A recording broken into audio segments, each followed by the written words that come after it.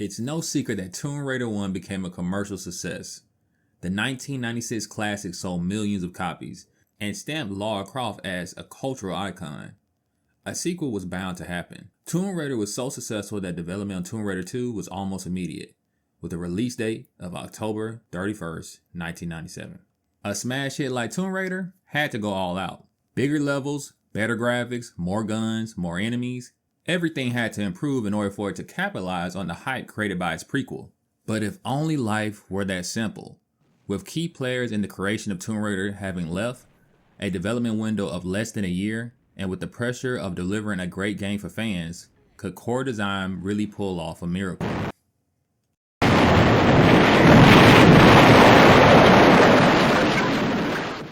Tomb Raider 2 builds off the solid foundation laid by its prequel.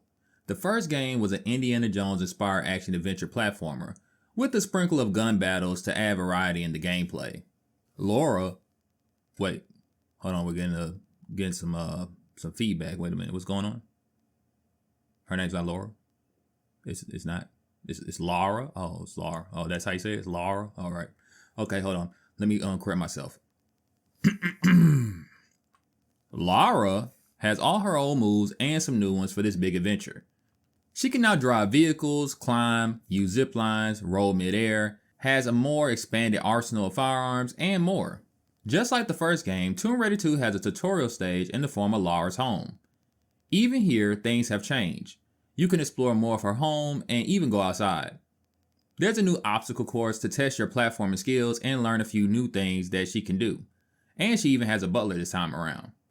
For those that experienced Lara's first adventure, all of these things will be a treat for you, but I think they made a mistake in assuming that players would know certain important new additions to the gameplay. I'm hot off Tomb Raider 1, ready to jump back into Lara's boots. I make it to Venice, where I see a huge jump to tackle. No big deal, right? At this point, I've mastered my fears of tank controls and learned the timing of Lara's jumps. I was ready to take Tomb Raider 2 by the horns and absolutely dominate. So why in the heck is she not making this damn jump? Over and over again, I kept falling. I can clearly see she's making contact with the platform, but she doesn't grab it. I fell into the water, I see a boat, but no way to get out with it. I keep trying over and over to make this jump because I can see where I need to go, and I thought I was being directed to jump across. It looks so obvious. After running in circles, I finally figured it out. You see this window? You notice anything about the window? You can see inside of it to a room. Well, guess what? Apparently, you can break glass in this game. Now, this right here is one of my issues with Tomb Raider 2. The game doesn't teach you that you can break glass. Not even the tutorial. I remember that I am playing a PlayStation 1 game, so maybe they explained this feature in the manual, but nope, it's not mentioned there either. Now, is this a huge deal? No, but I never experienced a moment in Tomb Raider 1 where I didn't know what to do because it wasn't explained. It also doesn't help that the game cheats and doesn't allow me to make contact with this platform that I normally would be able to any other time. Like, look, I'm clearly touching the ledge, so I should be able to grab it, but it won't let me.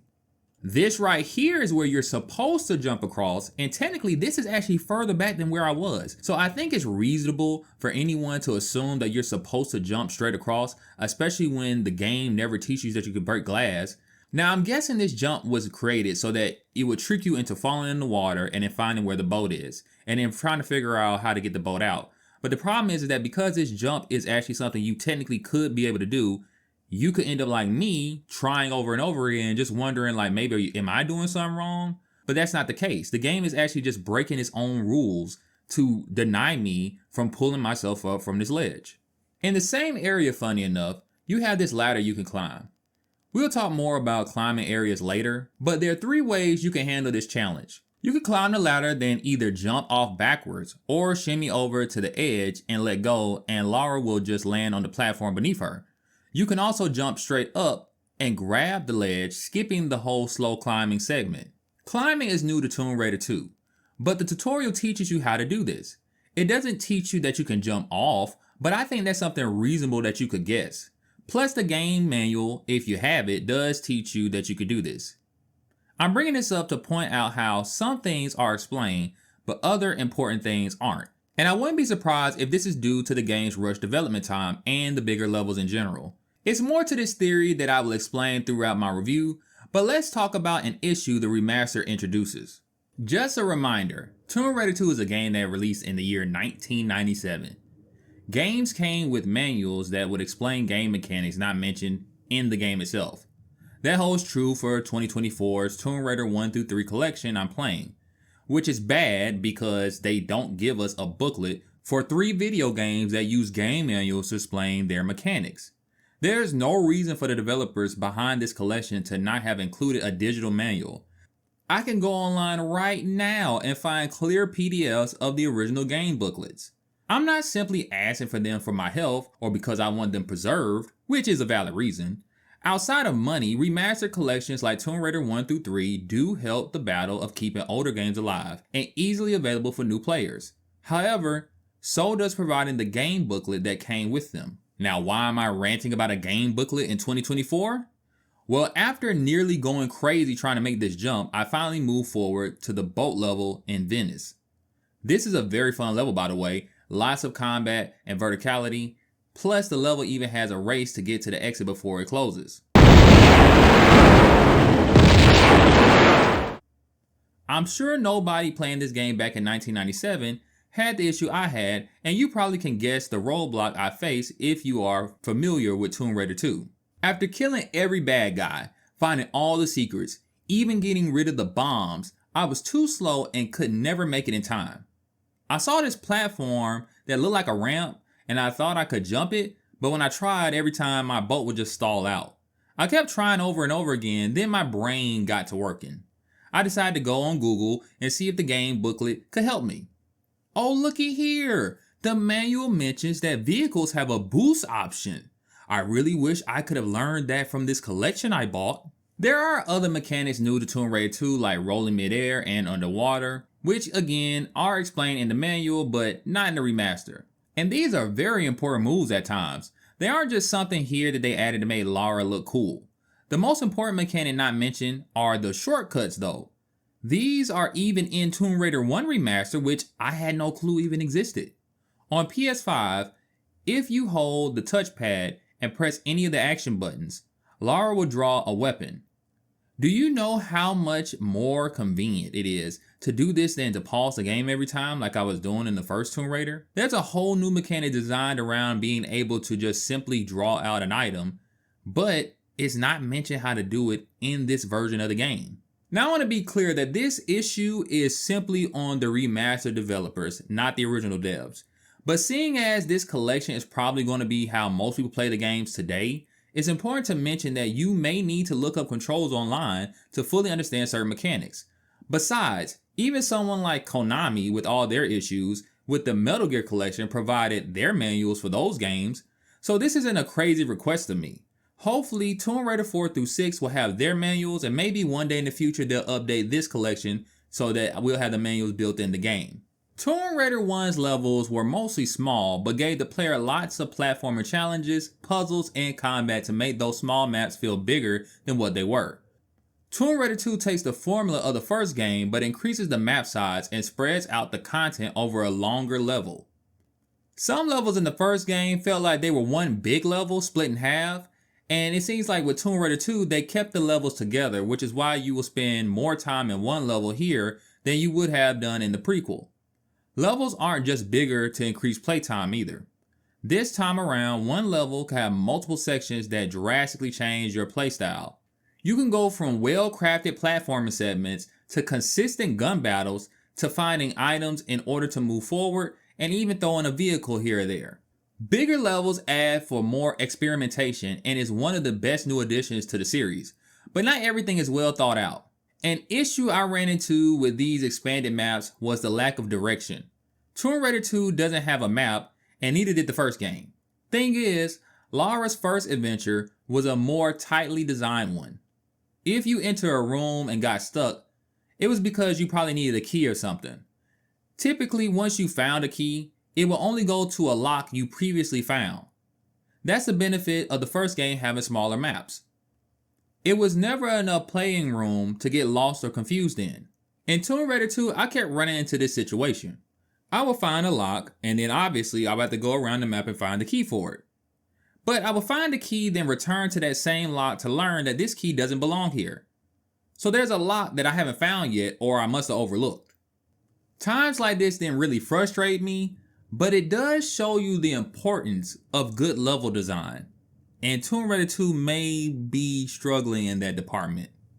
At this point, game developers have level design down to a science. They can either lead you through a level without holding your hand, like Tomb Raider 1 did, or they could do something that a lot of developers do today, which is basically guide your every step and remove all the satisfaction from the player of figuring things out for themselves. I actually enjoy being lost in these levels. I had to retrace my steps, and sometimes I even had to remember game mechanics that I haven't used in a while to progress. The times I got lost came from me not paying attention or trying something new. However, not everything was user error. Some design decisions do suggest that the developers were rushed and could be why the maps don't flow as well as the first game. A common problem I ran into was an inconsistency with highlighted elements. Sometimes items like switches, locks, and movable blocks will have a highlight or off color to indicate you can interact with it. This is a very common artistic decision that you can find in many games even today. My issue is either with this remaster or it could be with the original game. I never played Tomb Raider 2 when it first came out, so I don't know if they altered anything with the classic graphics in the remaster, but there were times that items that were typically highlighted weren't. Tomb Raider 1 had a similar issue, but because the maps were so small, it really didn't bother me or get in my way.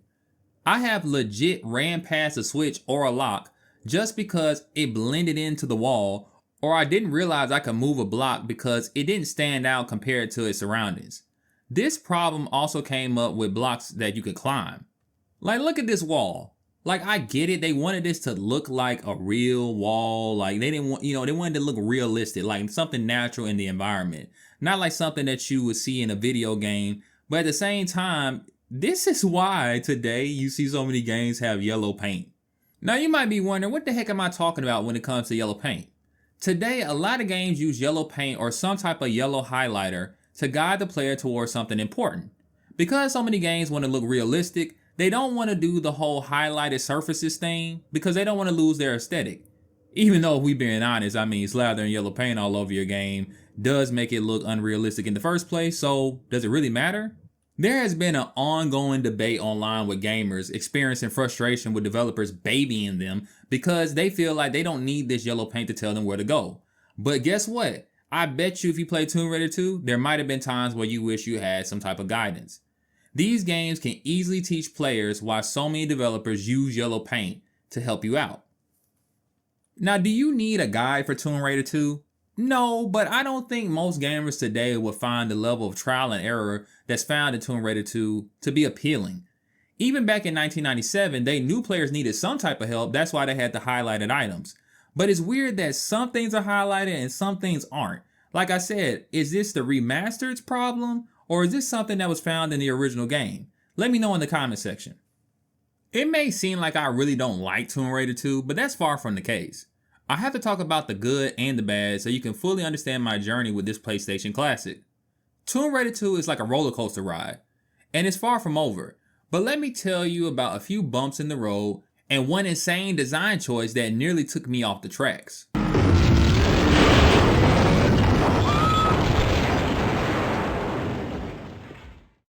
Offshore Rig has to be the craziest level in Tomb Raider 2, and it's not even that far into the game. The major issue is in the very beginning of the stage. Lara is trapped in a room and stripped of her weapons. No big deal for Miss Croft, right? You find a switch and escape, only to trip an alarm. Two goons chase after you. One guy can only use melee while the other one is packing an assault rifle. You got a few options here. Jump into the water or run past them. Now I went into the water at first, only to be swallowed up by a huge fan. After reloading, I swam around and found nothing, so I decided to run past them, which led me into a dead end. At this point, I'm hella confused. What the heck am I supposed to do here? By chance, the square-headed dude with the gun shot at the window, allowing me to break free. Okay, cool. I'm making progress. I find this switch that opens a hatchet under the plane. Once inside, I hit another switch to turn off the propellers. Now what? There's a room to the side that leads to the secret behind the fan, but other than that, I'm stuck. I have no idea what I'm supposed to do. I'm just running in circles getting shot. I was so confused that I restarted the level to see if I missed anything. I make my way back to this ledge and something hit me. It seems like I can jump across, and I did notice this before, but I would just run into the propeller, no? So I didn't think to do it, and wait a minute. No freaking way, dude. Now how in the hell am I or anyone else supposed to know that this propeller has no collision? Like seriously, this is just despicable. I was so taken aback by this nonsense, I had to see how others did this. And to my disappointment, it was not my fault. I was hoping I was wrong. But no, this legit is what you're supposed to do. Bad. Bad Tomb Raider. This ungodly design decision aside, I did learn you could avoid being shot by turning off the fan with this switch. I didn't notice it because of my first death here, plus it blends in with the wall. Remember I complained about that before? But finding this out made the level less stupid, cause not only did I think that they made a level where you're supposed to phase jump through what should be a solid object, but then I thought, was I supposed to get shot up the whole time too? I'm glad some of it was my fault, but seriously, core design, was this not play tested? Is this an issue only in the remastered version? Either way, this was ridiculous. Speaking of impossible leaps, Tomb Raider 2 is full of platforming challenges that aren't stupid, but actually push the player's skills beyond what was asked of you in the first game. Tomb Raider 2 puts Lara's skills to the test this time around. In the first game, you could basically solve all your issues with just the typical jumping and catching of ledges. Side jumps and backflips were more for the combat. Now, yeah, of course, if you were really good at the game, you could find tricks to incorporate those skills, but like I said, you never really need to use them that much. I spoke about how core design kinda made Tomb Raider 2 under the lens that you already played the first game. Some of these challenges would be very difficult without fully understanding Lara's core design. See what I did there? Anyway, you don't have to worry too much. The game does build up to more advanced platforming segments, so you shouldn't struggle too badly if you're rusty or you're starting Tomb Raider 2 before the first game.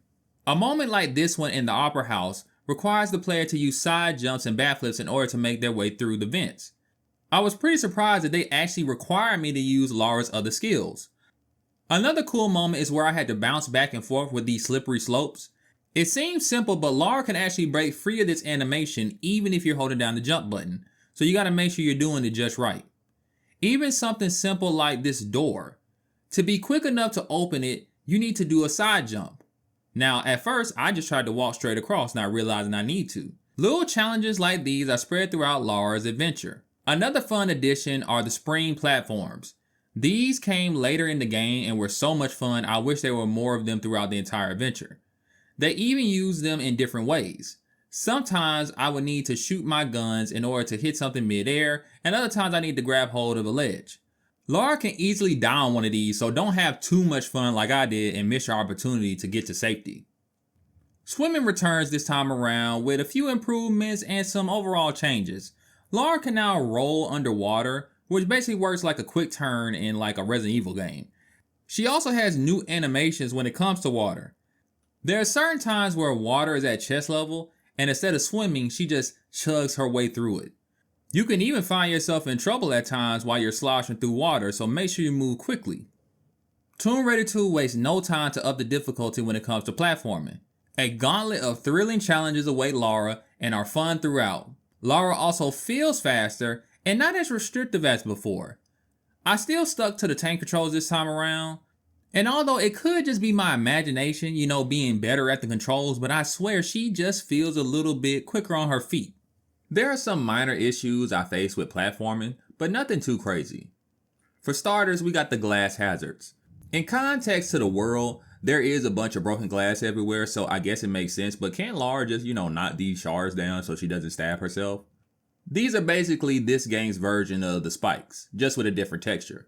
My issue is that they have inconsistencies in how they work. Most of the time, if you get close to them, you'll take damage. But other situations, you can actually shimmy alongside the edge of them and you take no damage unless you jump. I think this would have been fine overall if there was any indication that some you can shimmy past and some you can't. If they had like a different look for them, like the ones that you can shimmy alongside, then this issue wouldn't exist, but sadly they don't. Another issue I ran into while trying to play Stunt Woman was the camera. Now this issue is all because of the remastered version's decision to change the camera. There are many times where the camera would hit a wall or not show me enough information so I would know if I could clear a jump or not.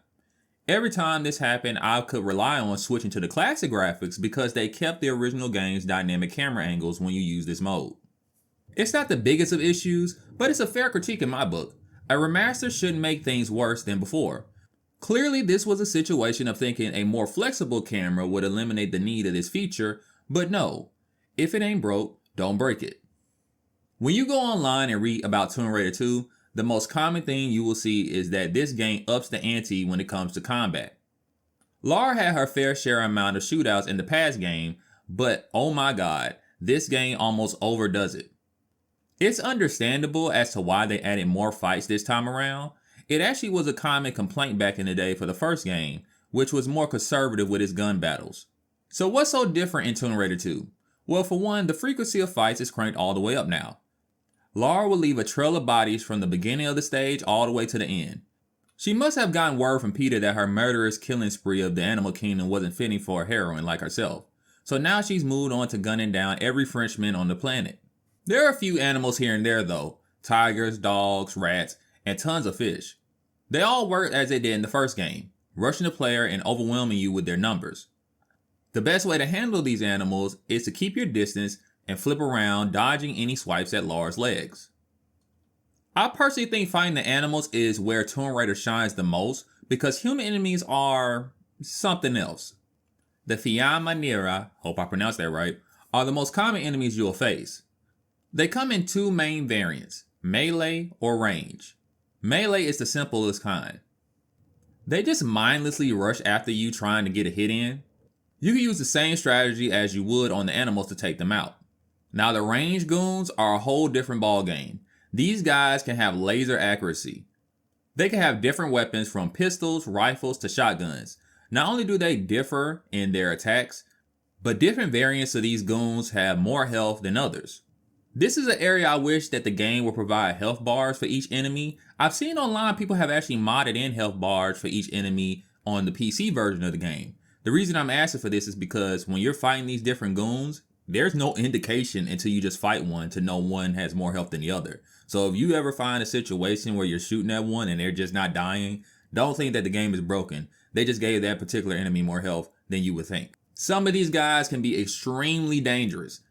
The guys with the flamethrowers, you would need to hurry up and find some water to jump into to stop the burning. But it happens so fast you can easily die in a few seconds. There are goons that pack Uzis and have crazy amounts of health. They can drain your health bar in seconds because of their rapid firing guns. But the worst of the worst when it comes to human enemies to me are the divers. When you're in the water, these guys can only be killed with one weapon.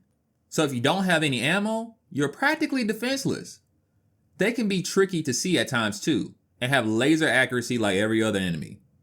Other times I had to get out of the water and shoot them from the surface due to the lack of ammo. In fact, this is actually a perfect time to get into ammo and collectibles in general. Tomb Raider 1 had a more game-like approach to its collectibles. Before, ammo and health would be scattered all over a level in abundance, with a few items in secret locations. Because Tomb Raider 2 has way more gun battles with humans, they decided to make the majority of the items be dropped by them as Lara takes their life. Having items dropped by the fallen enemies I felt was pure genius. I know today this is pretty normal in any shooting game, but for the time this wasn't that common for games that weren't specifically designed to be first-person or third-person shooters, like Tomb Raider. You are guaranteed ammo and sometimes health by participating in these gun battles, so it's a risk versus reward situation, as items outside of the ones you find on fallen enemies is really rare. There were times where I was low on health and I hoped that not only that I survived the next fight I was in, but that also the enemy would draw some health because like I said, it's not guaranteed that you'll get some. This slight change on how items work in the game actually has a major impact on how you treat your resources. Bullets overall are plentiful, but health wasn't, pushing you to engage in fights while still being smart in combat and your platforming. Secrets are also handled better this time around. Tomb Raider 1 had secret rooms off the beaten path that had goodies and sometimes a weapon inside of them. These were extremely well hidden and easy to miss. Tomb Raider 2 instead uses these statues with 3 different colors. Finding all 3 will give you a ton of ammo, health, and sometimes a gun. The devs made them really bright and colorful so you can easily spot them.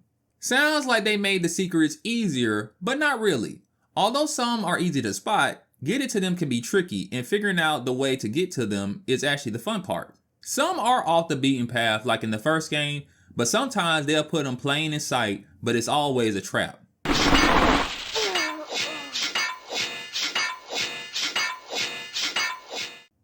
Due to my experience with the first game, my skills as a Tomb Raider allowed me to kind of sense where these statues would be, so I didn't really have to look up a guide or anything. Combat may have doubled this time around, but how you fight really hasn't changed. It's all about moving and shooting. Lara can flip around while shooting like before, and oftentimes this is the best way to avoid damage. With way more ranged enemies that can hit scan you, you are bound to take some damage at times though. That's why knowing your arsenal can be the difference between life and death. Dealing damage isn't enough to get by anymore. You need to use the best gun for the job. Unfortunately, Tomb Raider 2 may have dropped the ball here. There are more weapons this time around, but some are just outclassed by others.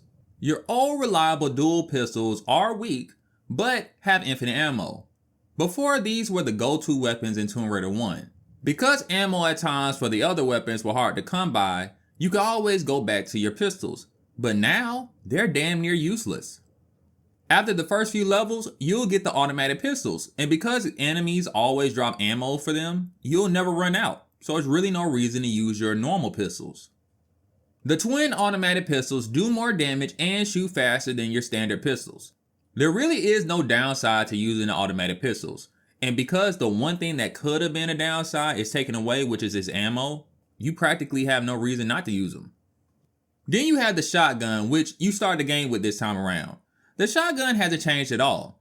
Ammo is still rare like in the first game, and it's arguably one of the most powerful weapons in the game. Save your ammo for when you need it, don't waste it on weaker enemies though. Besides, so many combat situations are long range, you come off better using something else anyway. The Uzis are just as deadly as they were before. They do the same damage as the pistols but shoot extremely fast, making them the best all-around weapon in the game. Ammo is plentiful, so with the Uzis and the automatic pistols being fully loaded, you rarely should be using your default pistols at all. New to Tomb Raider 2 is the M16. I gotta say, the M16 is very cool. The way Lara takes a very dominant stance to use it, plus it's so big compared to her, you could tell she's struggling to wield it a bit. Now, as cool as the M16 looks in Lara's hands, it simply doesn't stack up compared to the other guns in the game. Lara still has to flip around to avoid damage, and every weapon is viable while being mobile. The M16, however, is not. The M16 will stop firing if Lara is in certain positions of her flips. If she hops back, she stops firing, then does a burst, then stops again. Running forward, she can shoot, but there's a slight pause at first. In fact, it's almost like there's a pause for most of the M16's animations unless you're just standing still. These pauses in her animation can be the difference between life and death. The M16 works the best when you can bunker down from afar and unload, but only in the late game did I ever feel safe to do that with certain types of enemies. It's a cool weapon and all, but I hope it gets more fleshed out in Tomb Raider 3. But for now, I'll just stick to my Uzis. Now the grenade launcher, man, such a disappointment. There are so many times where the grenade launcher would have been a perfect weapon to use, but they forgot the most important aspect of any explosive: splash damage. There were rare cases where one grenade could take out multiple enemies, but for the most part, if you shot your grenade near a crowd of enemies, it was only going to hit one of them. Now I got online to do a little bit of research to see if this was a bug or something, because I just can't imagine them putting a grenade in the game with no splash damage, and I really couldn't find out any concrete evidence. So this could have been just how the game was originally designed, but if it wasn't, then obviously it's a problem with the remaster. But either way, if they just would have increased the splash damage and added stopping power to the grenade launcher, this would have been an amazing weapon. It's not all bad though. It can one-shot most normal foes in the game. Some can take up to 2 hits, which is annoying as they can keep firing while being blasted, which is why I wanted them to add some type of stopping power. Another odd thing is that the grenades don't react to gravity. They fly forward and explode on impact, so they don't bounce around or anything like you would expect. This can be a problem if enemies move out of the way. The travel on the grenade is so slow that there were times where I would miss due to the henchmen just repositioning themselves. Ammo is really scarce too, so anytime you miss with the grenade launcher, you can really feel how you just wasted a perfect opportunity. Despite its issues, I still use the grenade launcher. Flaws aside, those one-hit kills did come in handy, and it's far from the worst gun in the game. That will go to the harpoon. The harpoon was designed to be your go-to weapon anytime you were underwater. Rather it be to fight off divers, fish, or sharks, its purpose was clear. So why does it suck so hard? The harpoon, unlike every other gun in the game, requires you to reload. You can shoot up to 4 times before needing to refill your gun. I rarely found ammo for it, and even if I did have some, it's so weak that swimming past your foes is the better option. While underwater, not only do you have to deal with Lara losing oxygen, but now you have to line her up in order for her to hit her targets that are swimming way faster than her. The divers are the worst of them all, because they can shoot and swim with the precision of an assassin. They will gun you down in seconds, and seeing as the best way to lock on is to stay still, this becomes a problem. I found the best way to handle these aquatic fiends is to get up out of the water, and once I'm on safe ground, just unload on them. Now, even though you're on the surface, divers can still swim to the top and shoot at you, but as long as you shoot at them first, I found that they don't have the ability to shoot back.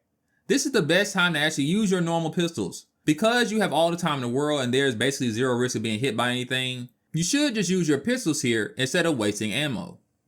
You know, it's actually funny, when I think about it, all the new weapons seem to be hit or miss. The automatic pistols are the only new ones that are basically flawlessly handled, but they are just a faster version of the Magnums from the first game. With the increase in combat, the team clearly wanted Lara to play with a bigger lineup of weapons. They had the right idea, but I think if they had more time to cook, these weapons would have been balanced better. With all this gun talk, I almost forgot the most ridiculous part of the combat. Whoever coded this spawning system is either the biggest troll on Earth, or they don't give a damn. Enemies will spawn out of nowhere on you. You will clear a whole room full of baddies, only to move forward and have guys spawn right behind you where you just left a trail of bodies. Like, didn't I just kill everyone in here? Where the hell did you all come from? It gets really crazy at times too. Like, look at this bull. All these guys all at once from behind? Do I look like I run an OnlyFans account? Why is this guy randomly chilling in this locked room? Now this one right here almost got me. There's no way this guy could have gotten behind me. It's a dead end, and yet I'm taking bullets to the back. I grew to have almost like a sense for when these enemies would troll me. I'm sure more modern gamers would be pissed off beyond belief with stuff like this, and I can't blame them. However, I sort of like this level of nonsense in my games. Games are so easy and cookie cutter nowadays, it's probably why some gamers enjoy the Souls franchise. They too have a level of crap that people can find unfair, but isn't that part of the fun sometimes? There is a balance, of course. You don't want your game to be so annoying and unfair that people give up. Tomb Raider 2 has that 90s BS I grew up on, so for me, I felt right at home.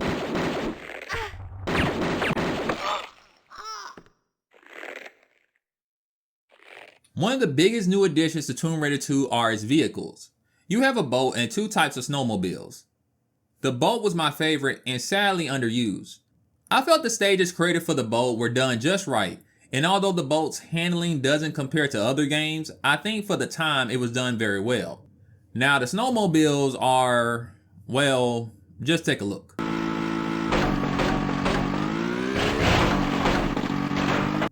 Now let me be clear, some of this is just my fault. I can suck at games at times too. But to be fair, the snowmobile does kind of get stuck in the ground and bounce around in weird ways, so One snowmobile has a boost while the other has guns. This is important to know because I assumed the one with the guns also had a boost, and I ran into a few issues taking it along my journey. Overall, the levels designed around them are fun and they have you doing some cool stunts here or there. But my favorite new addition to Tomb Raider 2 has to be the flares. Remember that new mechanic I mentioned that was made for the controller's shortcuts? Well, this is it. Tomb Raider 2 had some extremely dark areas in it. I'm talking pitch black at times. That's where these flares come into play. From finding secrets to lighting your way to the goal, you always will find some use for them. It's crazy how Tomb Raider 2 did what Dark Souls 2 couldn't do all the way back in 1997. Lara can't hold a flare and shoot at the same time, so there are times where you need to drop your flare in order to defend yourself. Core Design made excellent set pieces around this lighting system. For the time, this was very impressive, and even today I think Core Design is outshining other games with similar mechanics. I recently reviewed Alan Wake 2, which loves to use lighting as a gameplay element. I can't believe I'm saying this, but Tomb Raider 2 might actually handle its lighting better than a game from 2023. There were even times I ran out of flares and had to rough it in the dark. The only thing I had was my guts, my ears, and the flash of my pistols. I really hope they expand on this mechanic in Tomb Raider 3, an amazing feature.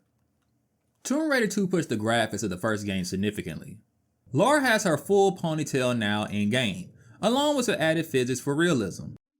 She's more detailed overall, but she doesn't look like her CGI model. But that's okay because that's where the remastered graphics come into play. With the new graphics on the remastered version, everything looks stunning. Tomb Raider 2 adds new outfits for Lara along her adventure, and you could tell they really wanted to add extra details like this to visualize Lara's progression throughout her adventure. She wears a diving suit in the water levels and a nice coat in the snow levels. The detail makes the world feel alive, and my favorite part is how much more colorful everything is. I would describe Tomb Raider 1 as having more of a neutral look. Everything made sense, of course, but things in Tomb Raider 2 just pop more. The cool thing about the remastered is I feel that the classic graphics and the modern graphics actually trade blows back and forth. Overall, the new graphics do look better, but I would argue that the classic graphics had more style and more vivid colors. Not only that, but I think the lighting in the original game might be better at times, especially underwater. To me, it looks darker, and that's how I would imagine the ocean would look. The one thing the new graphics hands down handles better is certain lighting effects. Tomb Raider 2 tries to simulate lights flickering with this very harsh flashing that I'm sure would be dangerous to people that suffer from epilepsy. This is something that I wish they could have changed for the classic graphics because I like using both of them, but at the same time I don't want to risk hurting myself looking at these flickering lights. They could have added something maybe in the menu system to have the pure classic graphics where nothing is changed, or an option to turn the flickering off, just for people to be safe. There are some miscellaneous complaints I want to bring up. I didn't know where I could add them throughout the review, so I just covering them here before I go over the story. I mentioned that in Tomb Raider 2, most of your items will be found on dead bodies. Rarely will you ever find health and ammo just out and about. One thing I did notice is that there were a few times where I found health just laying around. It seemed to be purposely placed here because right after this segment would be an area in which there would be a near-death situation that Lara would not be able to survive unless you have full health. For example, let's check out this situation. Lara has to drop down on this boat. In order for her to make it, she needs full health to survive the fall. So they give you a health packet right before you get to the drop. I really don't like this. See, doing things like this kinda indicates poor level design. Like a tester noticed a problem, and instead of them making the drop be safer, they decided to just give you some health in order for you to survive. What if someone doesn't realize they need full health to survive the fall? They die and now they have to reload a save which could have been hours ago. What if they found the health packet but use it along with all the other ones available in the level? They return now to the hole not realizing that they need full health, they're low on health, and now they can't survive the jump at all. Now they possibly have to redo the whole entire stage because they use all the health packets available in the game. Now this sounds like I'm stretching it a bit, but not really. Tomb Raider 2 has bigger levels with paths that can loop you all around the stage. I ran in circles before I realized the key was on this boat and I needed to drop down to get it. If I almost got myself in a situation like this, I'm sure the rest of the people playing the game would too, especially newer gamers. Another situation that was kind of like this is right before you fight the giant bird creature thing. I don't know what that thing is. Unless I overlooked it, it doesn't seem like there's any health pickups around, and the only way to survive this fall is if you have full health. And at the time, I was very weak and didn't have any. Funny enough, I did find a glitch to survive my fall. By holding the action button, I would trigger the cutscene. Because of the propeller incident of 97, I thought maybe this was the intended way to get down, but thankfully I was incorrect. I think the most annoying thing though about Tomb Raider 2 is its inconsistent camera changes for doors. Some switches open doors and will show you the door it actually opened in a cutscene. That's great, but there's some switches that don't show you this at all. Tomb Raider 2 doesn't have a map and the levels are way bigger now. So any occasion where you would turn a switch and then they don't tell you what the switch does, I just thought was so weird. Like, why would you tell me that a switch opens one door but not another? This area right here, I was flipping this switch and this is near the end of the level. I didn't even realize there's a door all the way at the end of this level because guess what? When you flip this switch, nothing happens. I don't know what changed in the world. Which caused me to have to retrace my steps, not realizing that at the end of this pathway, there was a big giant door that I do not see because again, the levels can be dark and if the switch just showed me that it opened this door, I would have figured it out. We all know that core design was under tons of stress due to crunch. Team morale was down and with Toby Gard, the creator of Lara Croft, leaving, things didn't seem bright. Core design just came off of making one of the best games of that year and now they're being tasked to do it all over again, but bigger and better in a shorter period of time. The hiccups found throughout Tomb Raider 2 are most likely due to this intense work condition. Despite all my complaints, I gotta say they managed to pull it off.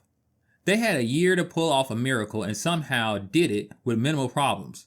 I'm aware of certain glitches that were ironed out for the remaster, but even so, compared to AAA games today, with huge budgets, teams, and with more time, core design made a really good game here. Throughout my review, I have been bringing up how crunch may have had a negative impact on Tomb Raider 2. Well, the story might also be an unfortunate victim. Now the story isn't bad by any means, but it feels incomplete. The game begins with an awesome scene of a dragon attacking some monks. After one of them pulls out a dagger from his body, the dragon dies and the monks seal away the weapon. Lara shows up at the Great Wall of China, and after fighting her way through some traps, she finds a locked door. She gets jumped by some meathead and outsmarts him. She learns that a guy named Marco Bartoli is after the dagger and the key to this locked door. The goon poisons himself so that the secrets of his mission don't get out. Which is kind of dumb because all Lara did was kick him. He could have found some way to fight back, but whatever. Lara finds this guy's laptop which is conveniently in plain sight and she finds that the gang is in Venice. So much for sacrificing yourself. Now before I go on, did you notice anything strange? Do you feel like I left something out? You might be wondering like I did, why is Lara even in China? Well, without the manual, you wouldn't know because the game doesn't explain her motivation. Tomb Raider 1 sets up Lara's adventure by explaining why she's even going after the Scion, which is that game's important artifact. Tomb Raider 2 leaves this important context in its instruction booklet, which for the time wasn't unheard of, but I still find it odd. So why is she here? Well, she just kind of heard about the dagger and wants it, and she likes adventure, so she went after it. That's fine, but I think that could have just been explained in the game without me wondering why this happened. Now to be fair, Lara's motivation to look for the Scion was the same. She was informed of an artifact, and because she likes adventuring, she decided to take up Natla's offer. Her being betrayed by Natla added another layer of determination to find more about Natla and the Scion that she was after. In Tomb Raider 2, it's really just by happenstance that any of this is going on. Lara so happens to be looking for the dagger at the same time cultists are, and just out of wanting it, she kills thousands of people. Okay then. Unlike the first game, Tomb Raider 2 doesn't have much going on. No betrayals or plot twists. I could break down the events of the story like before, but so much of the story is really just going through the levels that I see no need to. Essentially though, Lara follows this cult around Venice. She boards one of their planes and overhears them speaking about the Seraph, an item needed to eventually unlock the door that she found in China. She gets knocked out on the plane, guns taken away, and now she has to fight her way through this facility, and she ends up bumping into this monk. The monk informs Lara that the game's boss is crazy, and that he's been going underwater with his team in order to search an old ship to find the Seraph. The monk ends up getting shot, and Lara then jumps into the water and boards the ship and finds the Seraph and kills about 100 men in the process. She escapes the ocean with the Seraph, hijacks a plane, and heads to Tibet, where she ends up crashing into some mountains, but Lara is quick on her feet, so she of course survives. You might be questioning, how did she know to come here? Well, the monk, to me, kind of nonchalantly mentioned Tibet. I know it's an important part of the story, but again, because this story is not so well told and it happens so quickly, I almost missed this key point. Now, how did Lara know how to fly to Tibet? I mean, I can kind of give it up that Lara may know how to fly a plane and all, but how does she know where to go? She has no GPS, no map, no nothing, but I guess we're supposed to just imagine that she knows how to get there. After Lara murders thousands of cultists, she ends up at a monastery, where she ends up having to fight the monks as well, and she gets spawn trapped and trolled throughout this entire building. She eventually reaches the catacombs where she fights off yetis and other wild animals. Not her first time tangling with mythical beasts, but then she faces the weirdest enemy yet, a jacked bird man thing.